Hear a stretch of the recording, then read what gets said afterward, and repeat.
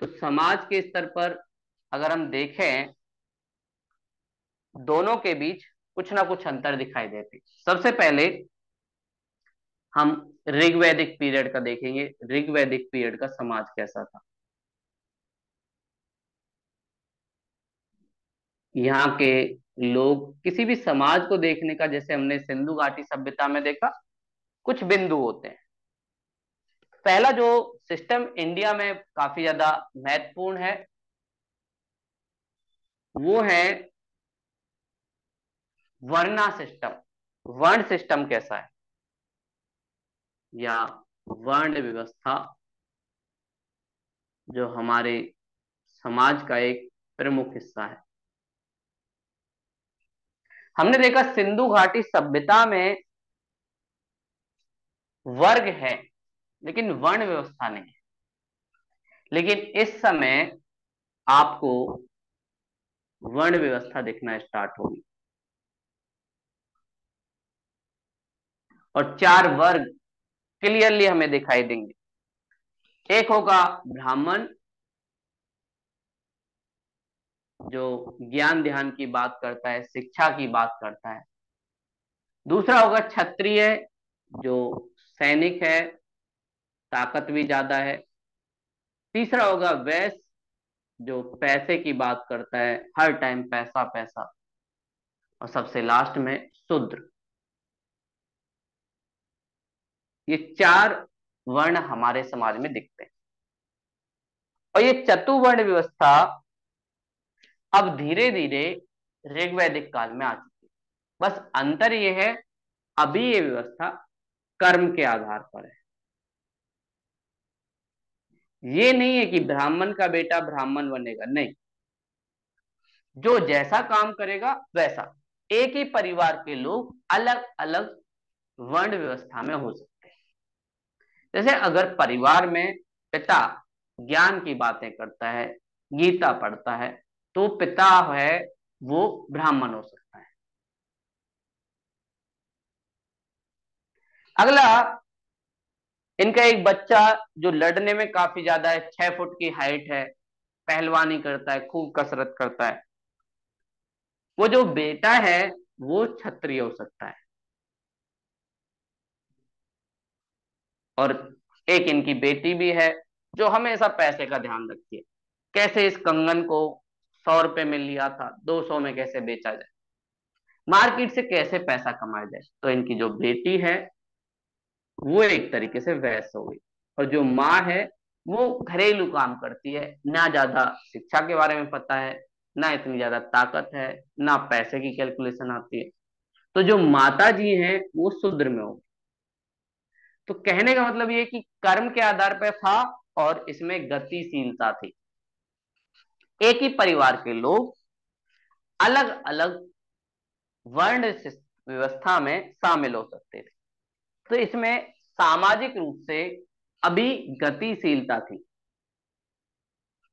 किसी का फिक्स नहीं था। जैसे अभी होता है कि ब्राह्मण का बेटा ब्राह्मण, राजा का बेटा राजा, ये सब चीजें नहीं है। और सबसे पहली बार हमें ये चीज पता कहां से चलती है, ऋग्वेद में पहली बार जिक्र होता है। जो आर्यों का पहला वेद है वो है ऋग्वेद, और ऋग्वेद में पहली बार हमें पता चलता है इस वर्ण व्यवस्था के बारे में। तो ऋग्वेद का एक 10वां मंडल है, मतलब उसमें बहुत सारे चैप्टर हैं, यूनिट हैं। उस 10वें मंडल में बात की जाती है वर्ण व्यवस्था, और साथ में ये बताता है कि वर्ण व्यवस्था बनाई गई है श्रम का विभाजन के लिए। वर्ण व्यवस्था सबको मौका देती है वो किस क्षेत्र में जाना चाहते हैं। तो वर्ण व्यवस्था बनाने का मेन मकसद ऋग्वैदिक काल में है श्रम का विभाजन। कैसे हम लोग, कोई भी हमारे समाज में बेरोजगार ना रहे, इस पर्पज से इन लोगों ने अपनी वर्ण व्यवस्था लाई और श्रम का विभाजन किया। दूसरा जो तरीका है वो है दास प्रथा। क्या इनके यहाँ इंसान को एज अ वस्तु रखा जाता था या नहीं। ये सारी चीजें दास प्रथा का है। तो हमें कुछ जिक्र दिखता है कि दास प्रथा यहाँ पे मौजूद थी। और ये हमें कैसे पता चला? तो दास का मतलब होता है कोई इंसान किसी का गुलाम हो जाए। और यहां पर एक चीज जिक्र मिलती है कि आर्य और अनार्य, मतलब गैर आर्य जो है, इन दोनों को दास बनाया जाता है। तब जब युद्ध होता था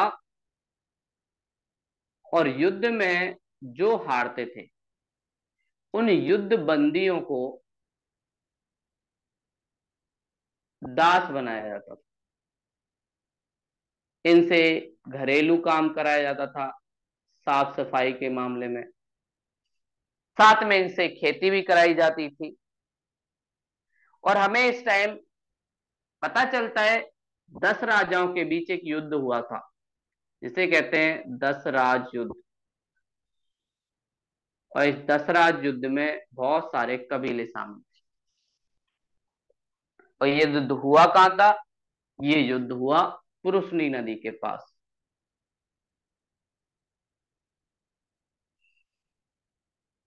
पुरुषनी नदी कहाँ है? रावी नदी को पुरुषनी नदी कहते थे। उस नदी के पास ही ये युद्ध होता है। और इन 10 राजाओं में से एक कबीला, जिसे कहते थे भरत कबीला, और कई बार बोला जाता है इस भरत कबीले के नाम पर हमारे देश का नाम भारत पड़ा। तो ये भरत कबीला जीतता है और ये जो दूसरे राजा हैं उनको दास बना लेता। तो इसका मतलब यहां पर दास प्रथा थी और युद्ध बंदियों को सजा देने के लिए दास बनाया जाता। ये इनके यहां दिखती है। अगली जो एक और महत्वपूर्ण कारक, महिला। महिलाओं की स्थिति से आप पता कर सकते हो कि वो समाज कैसा है। तो महिला की स्थिति से हमें पता चलेगा कि भाई ऋग्वैदिक काल के जो लोग थे वो कैसे थे। तो यहाँ पे महिलाओं की स्थिति अभी अच्छी है, लेकिन गिरावट आई है सिंधु घाटी सभ्यता से। स्थिति अभी अच्छी है, उन्हें शिक्षा का अधिकार है, वो अपने अनुसार जो भी दर्शन है, जो भी ज्ञान है, ज्योतिष शास्त्र, भौतिक शास्त्र, जो लेना चाहें ले सकते। और साथ में कुछ ऐसी महिलाओं का जिक्र भी मिलता है, जैसे अपाला एक महिला है ऐसी शायद, जो दर्शन शास्त्र की दुनिया में फेमस है। घोंगा, ये भी महिला हैं, ये भी काफी ज्यादा शिक्षित है। और साथ में लोपा, ये कुछ महिलाएं हैं जो काफी ज्यादा फेमस है ऋग्वैदिक काल में। तो इसका मतलब महिलाओं को आजादी तो थी। साथ में यहाँ पर बाल विवाह भी नहीं है। और जब हमने पढ़ा था दयानंद सरस्वती को, तो उनका एक संगठन था आर्य समाज। और दयानंद सरस्वती सामाजिक धार्मिक सुधार आंदोलन में क्या कह रहे थे? वेदों की ओर लौटो। तो वे इन्हीं वेदों की बात कर रहे थे। क्यों? क्योंकि यहाँ पर क्रूतियां नहीं है, बाल विवाह नहीं। महिला की उम्र 16 से 17 की उम्र जब हो जाती है तब उसकी शादी होती है, उससे पहले नहीं। साथ में यहाँ पर ना पर्दा प्रथा है। पर्दा प्रथा एक तरीके से महिला को बोलने से रोकती है, उसकी जो अभिव्यक्ति की आजादी है या जो उसके अंदर जो विचार है उनको बोलने से रोकती है या उसको दबाती है, और पुरुष की शक्ति को बढ़ावा देती है। साथ में यहाँ पर एक और अच्छी चीज, हमें सती प्रथा नहीं दिखती, ये भी एक अच्छी चीज है। साथ में महिला को अपना खुद का जीवन साथी चुनने का अधिकार, जो स्वयंवर से आता है। तो यहां पर आपको जीवन साथी चुनने का अधिकार है। तो महिला की आजादी काफी ज्यादा है। और इसकी आजादी ज्यादा होने का एक और कारण, अभी राजा के पास ज्यादा शक्ति नहीं हुई, परिवार में ज्यादा पैसा नहीं हुआ है। तो परिवार में जब आर्थिक कंडीशन सही नहीं है तो महिला काम नहीं करेगी तो परिवार का खाना पीना कैसे चलेगा। जैसे आज के समय में अभी आप देखें तो जो अपर क्लास की महिलाएं हैं उनको फिर भी कम आजादी होती है एज कंपेयर टू श्रमिक महिलाएं। क्यों? क्योंकि श्रमिक आजादी इसलिए देता है क्योंकि उसे पता है मैं अगर कमाऊंगा दिहाड़ी तो घर का खर्च नहीं चलेगा, इसलिए महिला को काम करने जाना ही पड़ेगा। चाहे आप गांव में देखें या शहर में देखें, गांव में भी लोअर क्लास की जो महिलाएं वो काम करती है, बाहर खेत में जाएंगी या और कहीं काम कर, लेकिन मिडिल क्लास और अपर क्लास की महिलाओं को इजाजत नहीं है। क्यों? क्योंकि वो सम्मान से जुड़ जाता है कि तुम दूसरे के खेत पे क्यों जाओगे या किसी और के ऑफिस में क्यों जाओगे, वो तुम्हारा शोषण कर सकता है।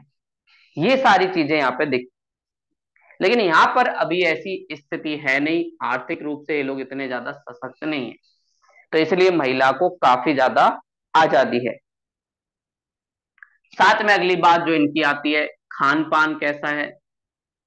तो इनकी जो माँ है वो गाय है, गाय इनकी माता है, तो इसका मतलब इनका खान पान उसी पर निर्भर होगा। तो गाय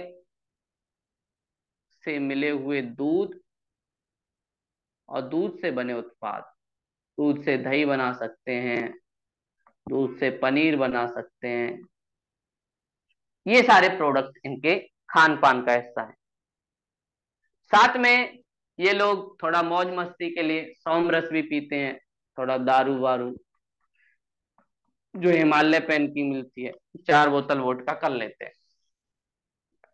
साथ में ये लोग खाने में एक ही फसल जानते हैं जिसका नाम है यव या जौ, उसी की खाते हैं। तो ऐसा इनका खान पान है। तो ये हमने देखा ऋग्वैदिक काल में क्या क्या चीजें चल रही थी। तो वर्ण व्यवस्था अभी कर्म के आधार पर है, ऋग्वेद का 10 मंडल इसकी पहली बात करता है, और ये श्रम के विभाजन के लिए बनाई गई। दास प्रथा मौजूद थी और हमने देखा दशराज युद्ध हुआ, इसमें भरत कबीला जीता, उसने दूसरे लोग जो हारे उनको दास बनाया। महिलाओं की स्थिति अच्छी है, अपाला, भोंगा, लोपा जैसी महिलाओं के उदाहरण मिलते हैं। बाल विवाह नहीं है, पर्दा प्रथा नहीं है, सती प्रथा नहीं है, जीवन साथी चुनने का अधिकार है, साथ में समाज में बोलने का अधिकार है। ये सारे अधिकार महिला के पास हैं।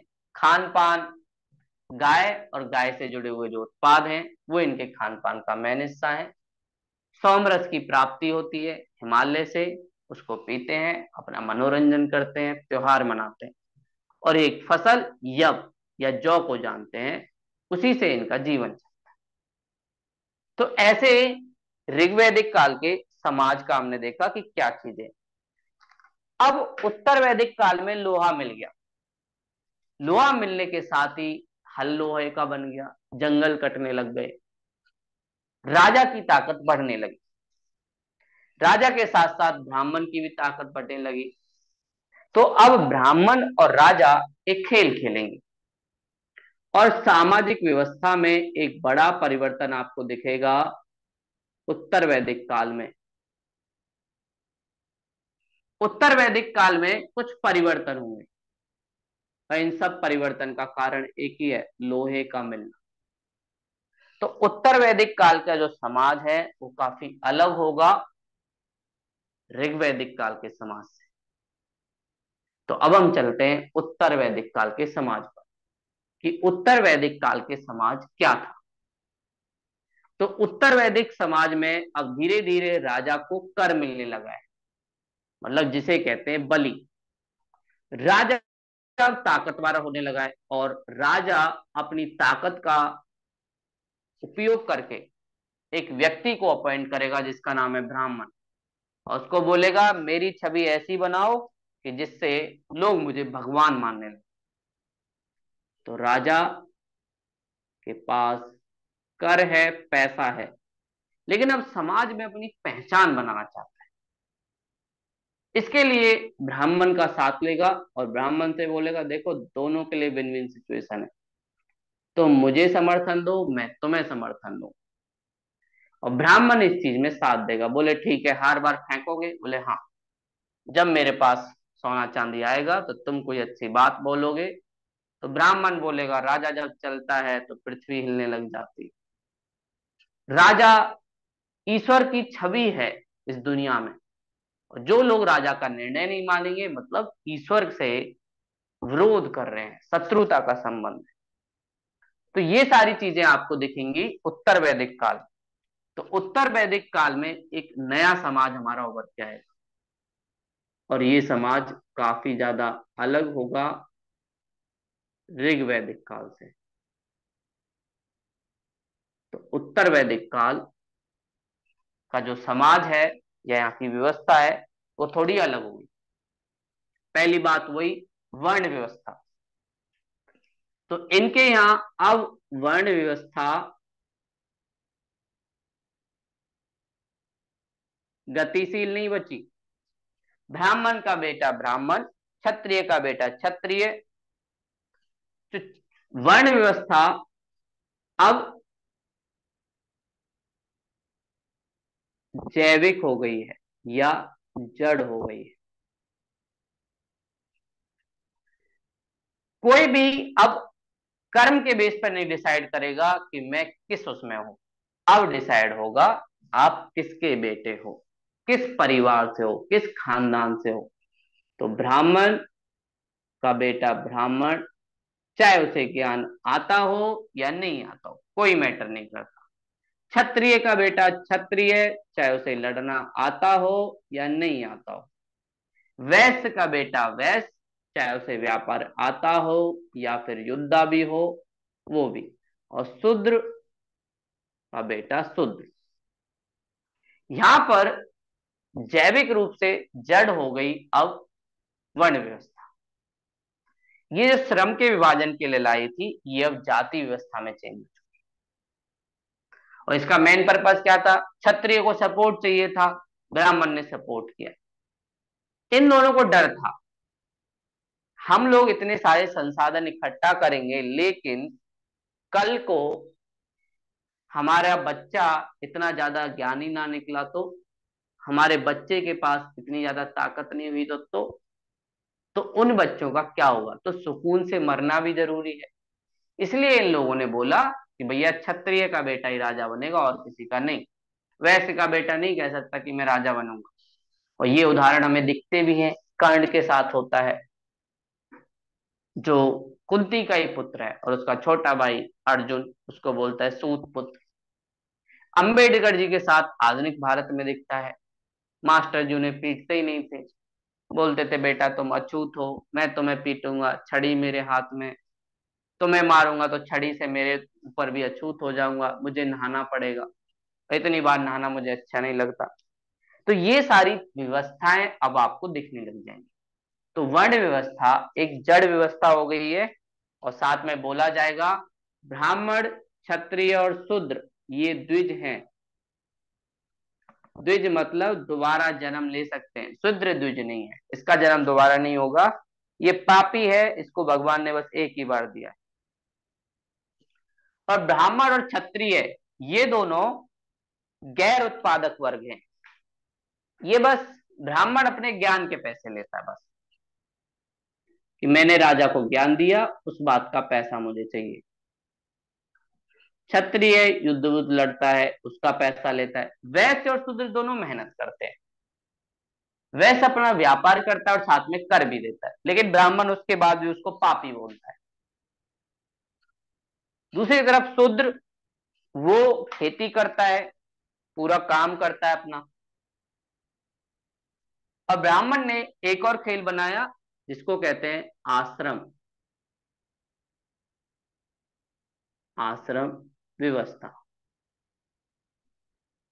और बोला हमारा जीवन अगर 100 साल का है तो 100 साल में हम 4 पार्ट में डिवाइड कर सकते हैं, 25 25 25। और सबसे पहला 0 से 25 जो किसी बच्चे का होता है वो है ब्रह्मचर्य। ब्रह्मचर्य का मतलब आपको ना गृहस्थ से मतलब, ना आपसी संबंध से मतलब, आप अपना जीवन ज्ञान लेने पे लगाओ। आपको नई नई शिक्षा सीखनी है, नए नए कौशल सीखने हैं। तो 0 से 25 तक आपका काम इस दुनिया को जानना है और अपने आप को जानना, ये ब्रह्मचर्य का मतलब। उसके बाद अगले 25 साल आपके हैं गृहस्थ के। अब आपकी शादी होगी और गृहस्थ सबसे बड़ी जिम्मेदारी है, उसके लिए आपको तैयार किया गया है ब्रह्मचर्य में। ब्रह्मचर्य में गुरुकुल खुलेंगे, राजा का बेटा, ब्राह्मण का बेटा दूर जंगल में पड़ेगा, सामान्य जीवन जिएगा, खुद अपना संसाधन इकट्ठा करेगा, उसे एहसास दिया जाएगा कि जीवन कैसा होता है। शानो शौकत नहीं मिलेगी, ये नहीं कि राजा का बेटा है तो घर में आराम से सोने की चम्मच, सोने का सामान, ये नहीं होगा। उसे पूरा जीवन एक तरीके से सिखाया जाएगा, गुरुकुल परंपरा चलेगी। गृहस्थ में उसकी शादी होगी, उसके ऊपर जिम्मेदारी आएंगी, परिवार की, खुद की, अपनी पत्नी की, साथ में बच्चों की, या उल्टा भी होगा, एक महिला के ऊपर भी जिम्मेदारी आएगी, अपने पति की। तो ये सारी चीजें इसमें हैं। और इस गृहस्थ से ही जुड़ा हुआ 16 संस्कार, 16 संस्कार। 16 संस्कार क्या है? तो बच्चे के जन्म से लेकर मृत्यु तक जो संस्कार चलते हैं उसी को कहते हैं 16 संस्कार। बच्चे का जन्म होगा तो उसका नामकरण होगा, फिर बच्चे की डेथ होगी तो उस समय कुछ संस्कार होंगे।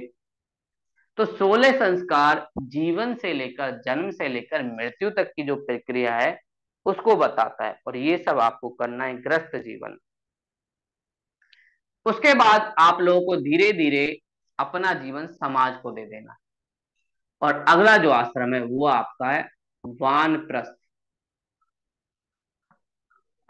50 से 75 साल आपके वानप्रस्थ के हैं।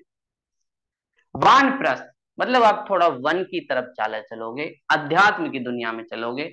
आपने जो गृहस्थ में था कर लिया, अब आप लोगों को समाज को वापस देना है। अगर आप शिक्षक हो या आप पढ़ने में अच्छे हो तो अपना ज्ञान बांटो, फ्री में लो। जो भी काम आपको आता है उसे अब समाज को आपको वापस देना है। ये आपके वानप्रस्थ आश्रम का काम है। और सबसे लास्ट सन्यास। अब आपको मोक्ष के लिए अपने जीवन को लगाना है। और मोक्ष का मतलब क्या है? इस दुनिया के जन्म और मरण चक्र से मुक्ति। ना हमारा जन्म होगा ना हमारी मृत्यु होगी। तो जन्म और मरण के चक्कर से जो मुक्ति पा लेता है उसी को ये बोलते थे मोक्ष। तो ये सारी चीजें थी, और ये आश्रम आपके भौतिक और आध्यात्मिक दुनिया दोनों के बीच एक संतुलन बनाते हैं। भौतिक दुनिया क्या, जो हमें कपड़ा, रोटी, मकान चाहिए, भौतिक दुनिया। आध्यात्मिक दुनिया का कि हम लोग कहाँ से आए, किसने हमें जन्म दिया, कहाँ जाएंगे, क्यों सब लोग मर जाते हैं, ये सारी चीजें आपकी आध्यात्मिक दुनिया। और जब इंसान का अंत होता है तो उसे इन प्रश्नों का जवाब ढूंढना पड़ता है, वरना उसे सुकून नहीं होता, उसके जीवन की आत्मा को शांति नहीं मिलती। तो इसके लिए आध्यात्मिक दुनिया और भौतिक दुनिया के, ब्रह्मचर्य और गृहस्थ आपको भौतिक दुनिया का ज्ञान देते हैं, और वानप्रस्थ और सन्यास आपको आध्यात्मिक दुनिया की बात करते हैं, स्पिरिचुअल दुनिया की बात करते हैं कि आप लोग कैसे अपने जीवन को आगे बढ़ा सकते।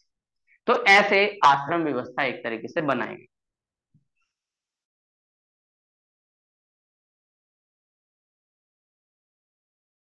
साथ आप लोगों के जीवन में कुछ करने का उद्देश्य है, जिन कामों को आपको करना है, और इन काम के बिना अगर आप जीवन से गए तो आपको मुक्ति नहीं मिली। तो इसलिए आप लोगों के कुछ पुरुषार्थ हैं। सबसे पहला पुरुषार्थ धर्म।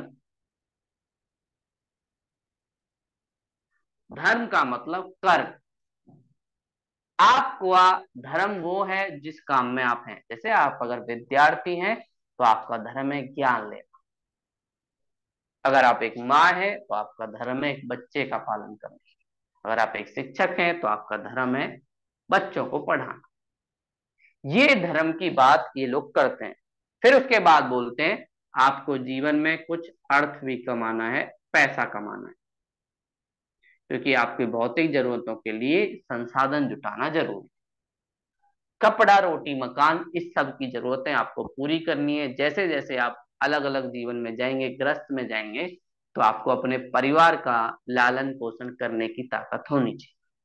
इसलिए आपको पैसा कमाना है। अगली बात, काम। काम जो बात करता है कि देखो, आप लोगों को जीवन आपके माँ बाप ने दिया, तो ऐसे ही जब आप गृहस्थ जीवन में जाओगे, आप घर बनाओगे, आपको भी अपने बच्चे करने हैं। उसका कारण क्या? अगर इस दुनिया को चलाना है तो आपके बच्चे होना जरूरी है, क्योंकि अगर आपके बच्चे नहीं होंगे तो मानवता का अंत हो जाएगा।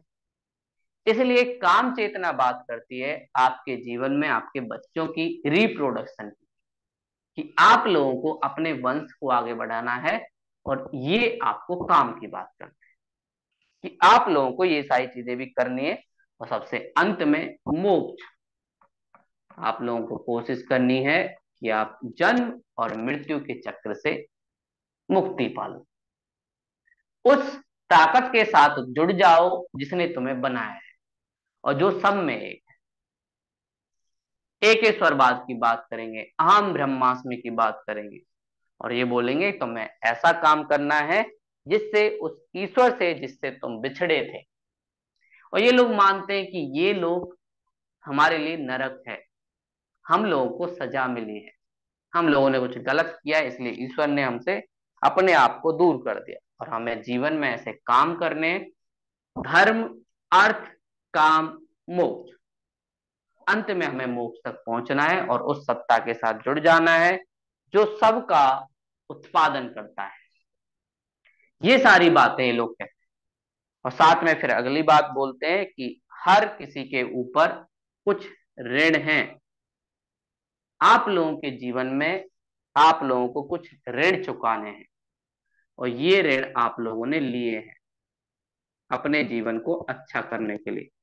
तो इसी में ये बात करें त्रिऋण, तीन ऋण है आपके ऊपर। पहला ऋण आपके ऊपर देव ऋण का है, भगवान का ऋण है जिसने आप लोगों को जन्म दिया,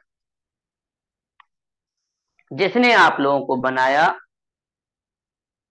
अगला आपके ऊपर ऋण है ऋषि ऋण, जो आपके गुरु हैं, उन्होंने आपको जो ज्ञान दिया, आपको जीवन का पाठ पढ़ाया, उनका भी ऋण आपके ऊपर है।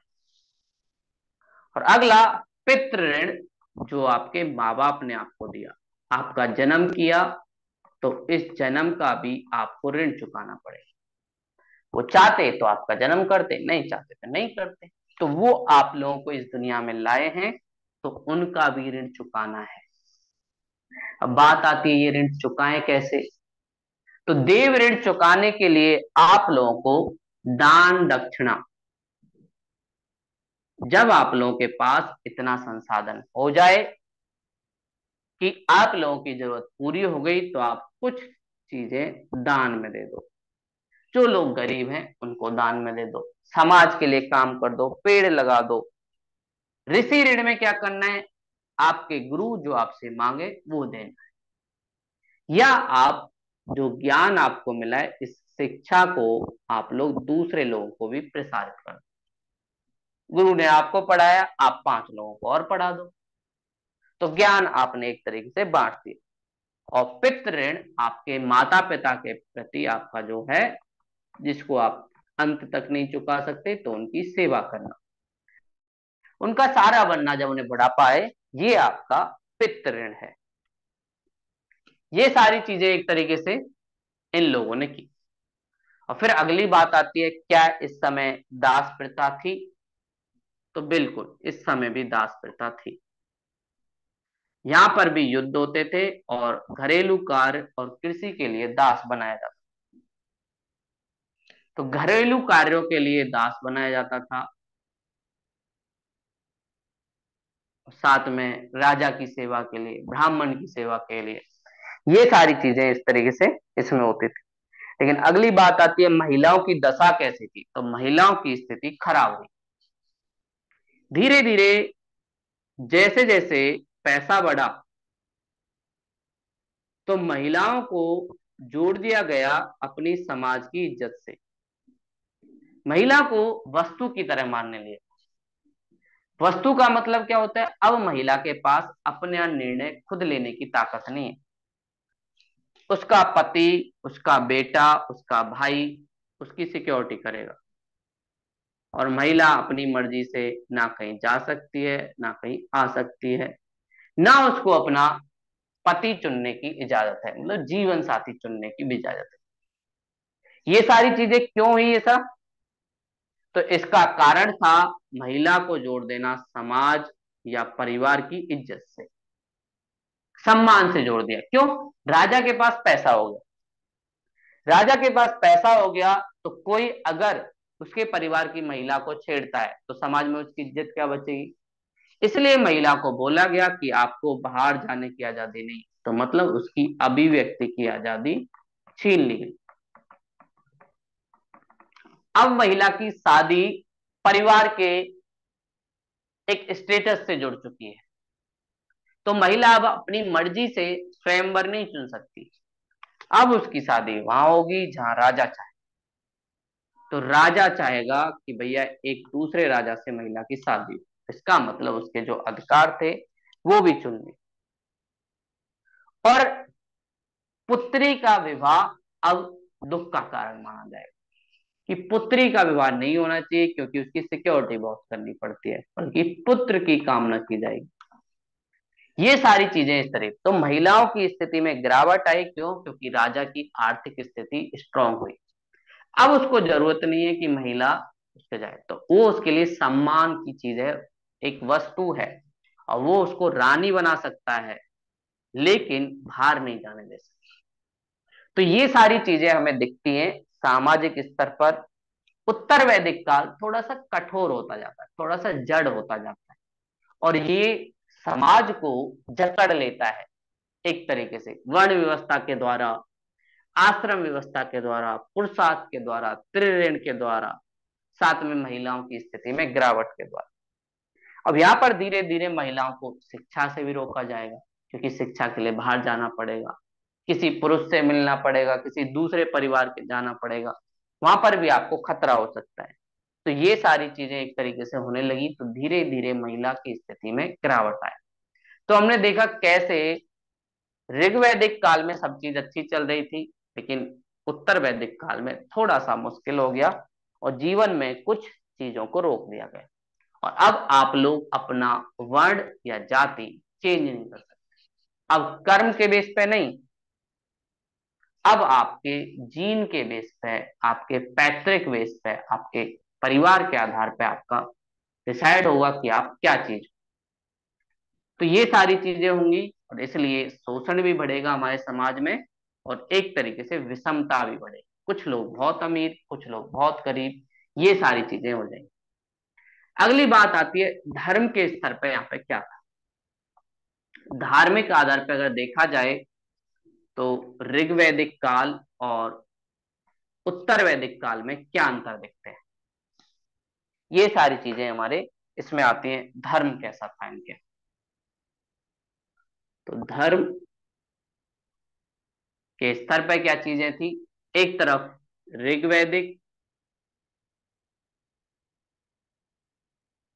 दूसरी तरफ उत्तर वैदिक।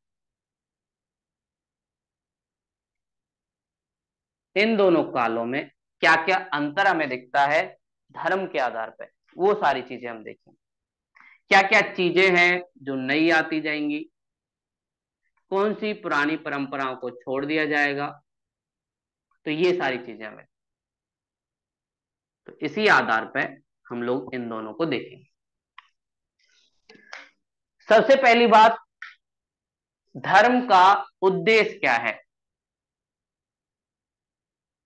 ये सबसे पहली बात आती है कि भाई इन लोगों का उद्देश्य क्या है, क्यों उपासना करना चाहते हैं। तो इनके उपासना का सिंपल सा उद्देश्य है भौतिक सुख। ऋग्वैदिक काल वाले लोग पशुपालन करते हैं, तो ये लोग भौतिक सुख इस जीवन को जीना चाहते हैं, तो ये लोग भगवान से प्रार्थना करेंगे कि उन्हें या तो पुत्र दे या पशु दे।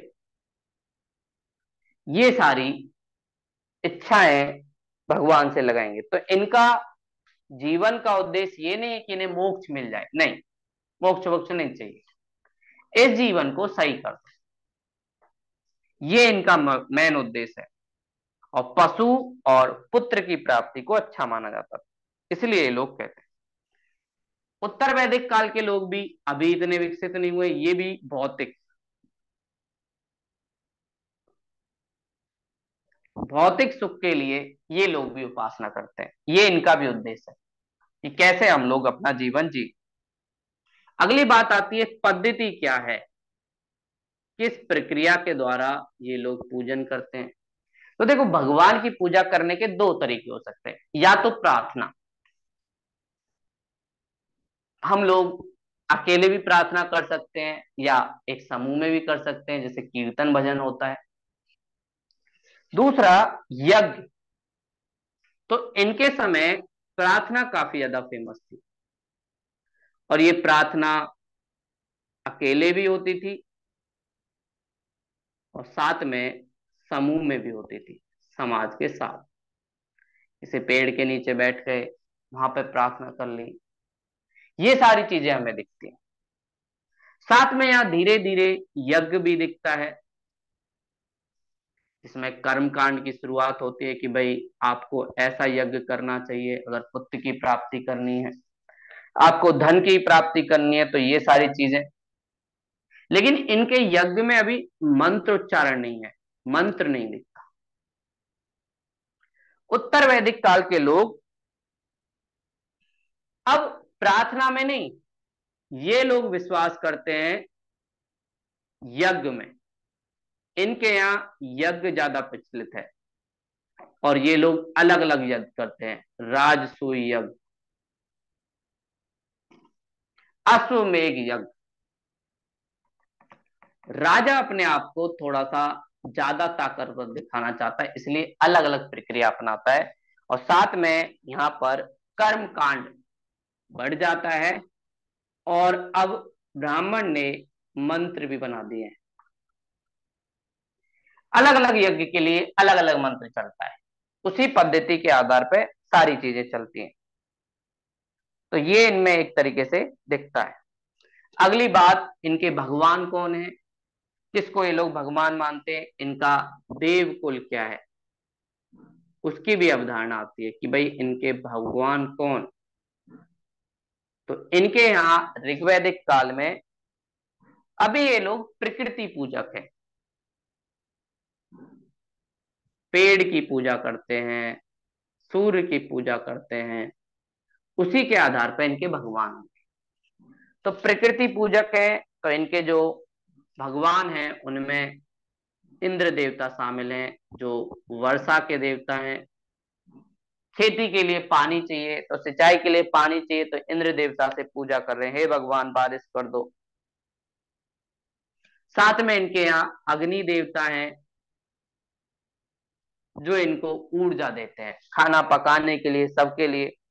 और अग्नि देवता को एज अ मीडिएटर माना जाता है कि ये भगवान तक हमारी बात पहुंचाएगा, और इसको अतिथि की तरह कहा जाता है, अतिथि है ये। जैसे हमारे अतिथि होते हैं, रिश्तेदार होते हैं, सारी बातें पूछ लेते हैं, ऐसे ही है। अगला है इनके पास वरुण। वरुण नैतिक व्यवस्था के एक प्रतीक है, जो नैतिकता सिखाते हैं हर इंसान को, इससे हमारे समाज में शांति बनी रहती है। तो ये तीन भगवान जो प्रकृति के रूप में दिखते हैं, इंद्र वर्षा के, अग्नि अतिथि की, वरुण नैतिकता, ये तीन देवीय ऋण इनके यहाँ दिखते हैं। और साथ में उत्तर वैदिक काल में क्या होता है, यहाँ पर तीन नए भगवान बने। और तीन नए भगवान हैं ब्रह्मा, विष्णु, महेश। ये तीन भगवान ये लोग बनाएंगे।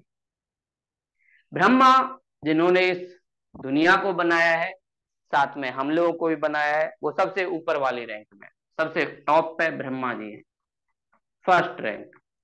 दूसरे नंबर पे विष्णु जी हैं, जिसने इस दुनिया को चलाया है।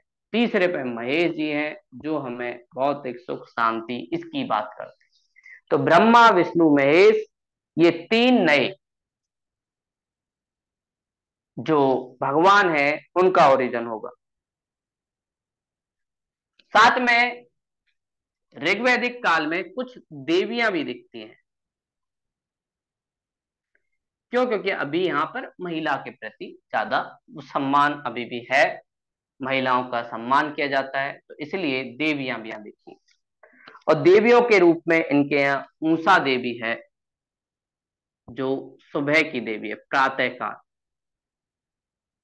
तो सुबह सुबह जो हम उठते हैं, उसकी जो देवी है, सूर्य की पहली किरण आती है, उसको जो दिखाती है, वो है ऊषा। अगला है अदिति, जो पृथ्वी के रूप में है, पृथ्वी की देवी, इस दुनिया को चलाने वाली, पृथ्वी जिस पर हम रहते हैं, उसकी देवी है। अगली है जंगल की एक देवी है, जिनका नाम है अरण्यन। और जंगल से हमें हमें सारी चीजें मिलती हैं, तो जंगल की देवी अरण्य। तो इनके यहाँ तीन देवियां हैं, ऊषा, अदिति, अरण्यन। तो इसका मतलब यहाँ पे महिलाओं का सम्मान है, तभी महिला देवियां हैं। लेकिन आगे चल के यहाँ पर देवी की भावना खत्म, कोई देवी नहीं, देवता बस बचेंगे। इसका मतलब धीरे धीरे समाज मात्र सत्तात्मक से पितृ सत्तात्मक की तरफ जा रहा है। और साथ में यहाँ पर पहली बार ब्राह्मण धर्म ग्रंथ के खिलाफ, ब्राह्मण जो ग्रंथ हैं उनके खिलाफ बात होगी, और पहली बार बोला जाएगा, उपनिषद आएंगे। उपनिषद बोलेंगे यज्ञ फूटे हुए नाव के समान है। जैसे अगर किसी नाव में कोई छेद हो जाए, तो वो नाव आपको नदी पार नहीं करा सकती, ऐसे यज्ञ एक फूटे हुए नाव के समान है, उससे आपको जीवन में मोक्ष नहीं मिल सकता। ये बात कौन कहेंगे? उपनिषद। तो कहने का मतलब जो ब्राह्मण ग्रंथ हैं, उनके खिलाफ अब बातें होने लगी है। कुछ लोगों को अच्छा नहीं लग रहा है कि ब्राह्मण ग्रंथ हमारी बात नहीं सुनते, तो ये लोग बोलते हैं यज्ञ फूटे नाव के समान है, और यज्ञ से भवसागर पार नहीं हो सकता। ये ब्राह्मणों का ये सारी चीजें हैं। तो एक तरीके से दोनों के बीच अंतर दिखता है। और इस सारी चीज को कि यज्ञ फूटे हुए नाव के समान है, राजा भी थोड़ा प्रमोट कर रहा है। देखो, राजा को लगा कि मेरा बच्चा लड़ने जाता है, सारे संसाधन हमारे हैं, सारा रिस्क हमारा है, लेकिन पहली पोजीशन पे कौन बैठा है? ब्राह्मण। तो भैया ब्राह्मण को मैं पहली पोजीशन क्यों दूं?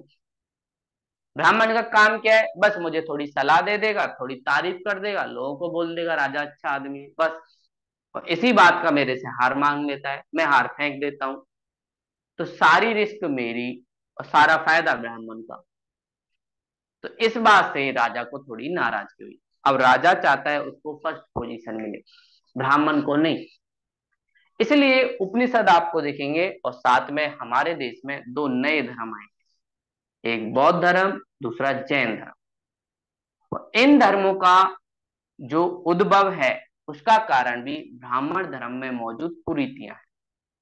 अब देखो, जो शूद्र लोग हैं और साथ में वैश्य लोग हैं, जब धीरे धीरे लोहा आ गया, तो इनकी स्थिति अच्छी होने लगी।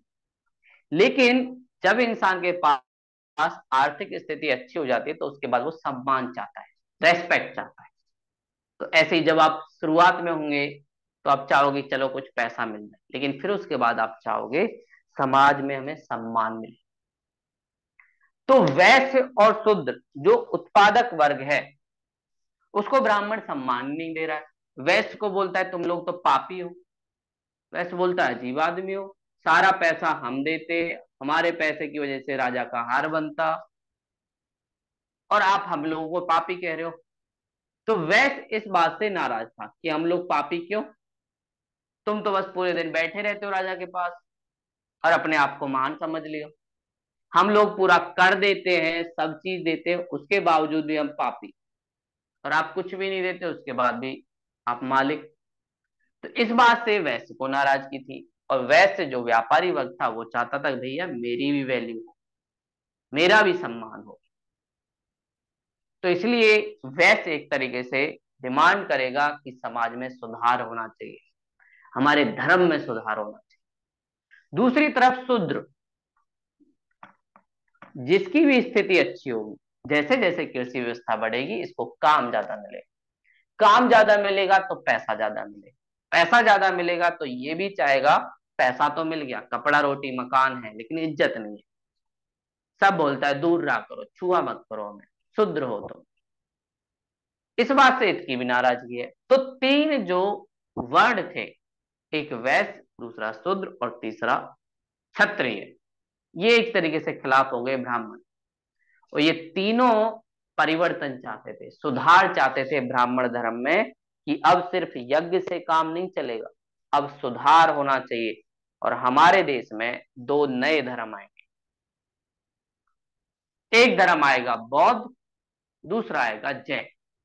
तो दो नए धर्म, एक तरफ बौद्ध दूसरी तरफ जैन, भारतीय परंपरा में आ जाएंगे। बौद्ध धर्म को लीड करेंगे गौतम बुद्ध, जिन्हें ज्ञान की प्राप्ति होगी पीपल के पेड़ के नीचे, एक क्षत्रिय समाज से जुड़े हुए राजा के बेटे। बचपन में ही पिताजी को किसी ने बता दिया था ये साधु बनेगा, इसलिए उनके पिताजी ने अपने बेटे को ऐसी आलीशान चीजें दी और दुनिया से दूर रखा। अलग सा महल बनवाया, शीश महल टाइप का, बहुत सारी रानियां दी, मतलब बेटे को उलझाने की कोशिश की गृहस्थ जीवन में।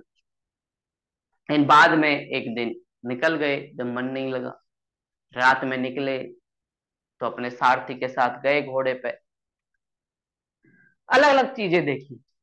एक व्यक्ति बुजुर्ग था, लाठी चल के जा रहा था, तो सारथी से पूछा ये कौन है? अरे सर आपको नहीं पता, ये बुजुर्ग महिला है। तो बोला मैं भी बूढ़ा हूंगा, बिल्कुल आप भी बूढ़े होंगे, सबको बूढ़ा होना है।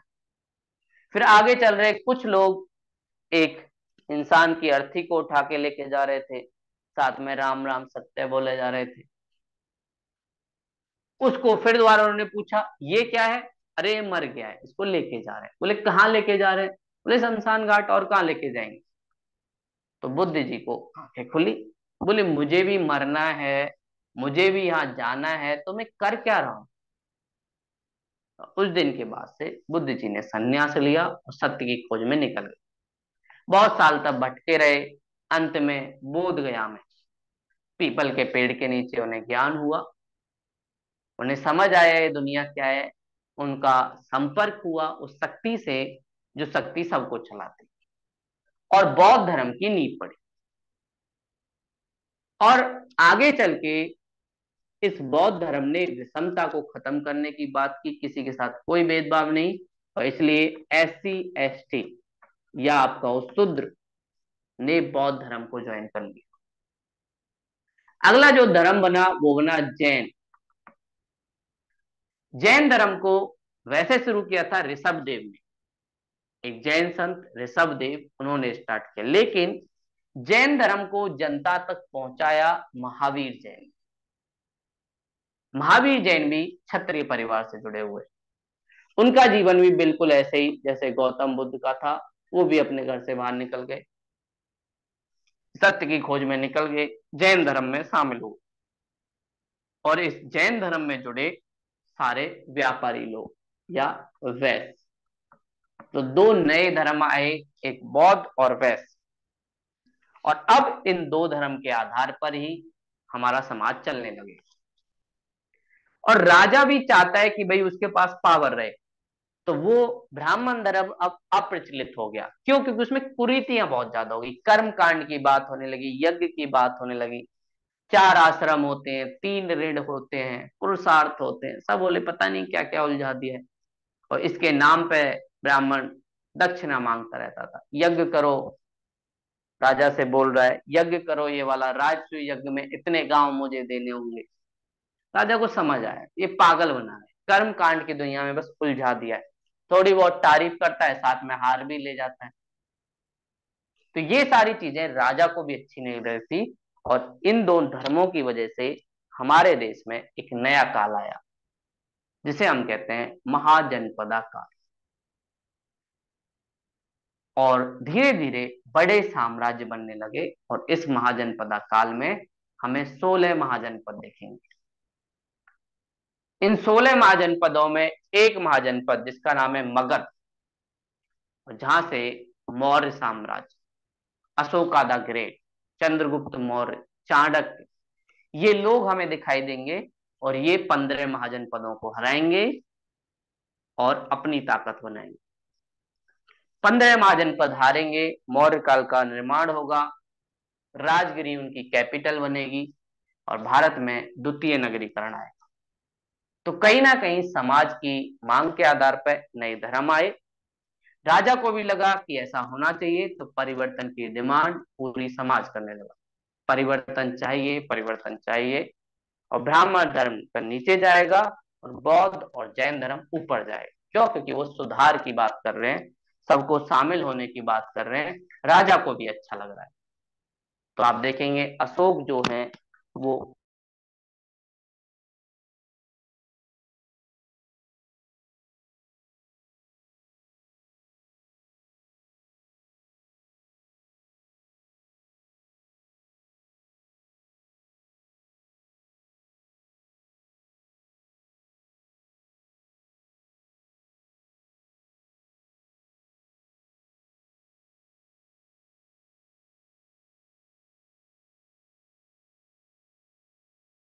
चीजें करेंगे और लोगों को समझाएंगे कि कैसे आप लोग आए। तो ये आज की क्लास थी। आपको कोई डाउट हो तो पूछ सकते हो। पहले एक क्वेश्चन जरूर लिख लेना। एक क्वेश्चन लिखिए, ऋग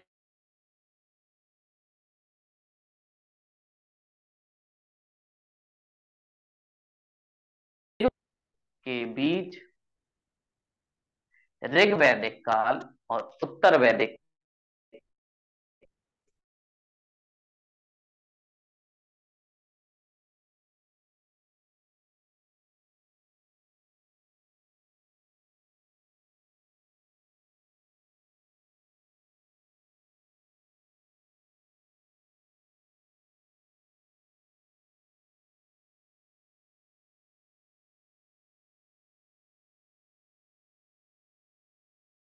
काल, और इस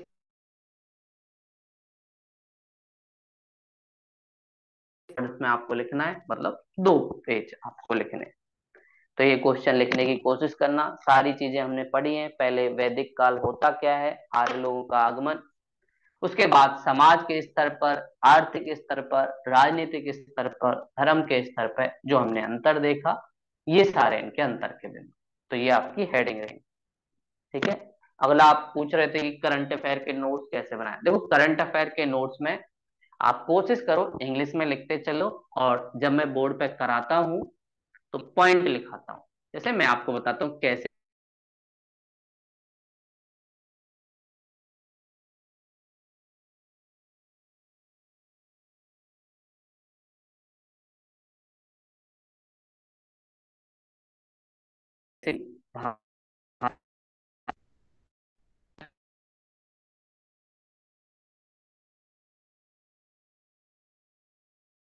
सरकार इस भारत नेट में कब शुरू किया, क्या क्या चीजें हैं इसमें, नेगेटिव इम्पैक्ट क्या पड़ा, वो सारी चीजें भी फिर आपको इंक्लूड करनी है। कि जैसे भारत नेट का पॉजिटिव इम्पैक्ट क्या पड़ा, पंचायतों को जोड़ेगा तो हमारे देश में डिजिटल भारत का निर्माण होगा, डिजिटल इंडिया बढ़ेगा।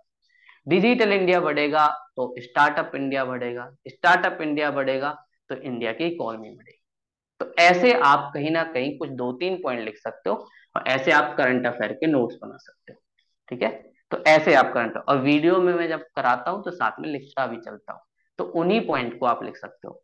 और अगर आपको किसी वर्ड में दिक्कत आए तो आप मेरे से पूछ सकते हो कि मान लीजिए इसका इंग्लिश वाला वर्ड समझ नहीं आया, तो उसके बारे में आप पूछ सकते हो। तो ऐसे आप नोट्स बना सकते हो लगातार। अगर नोट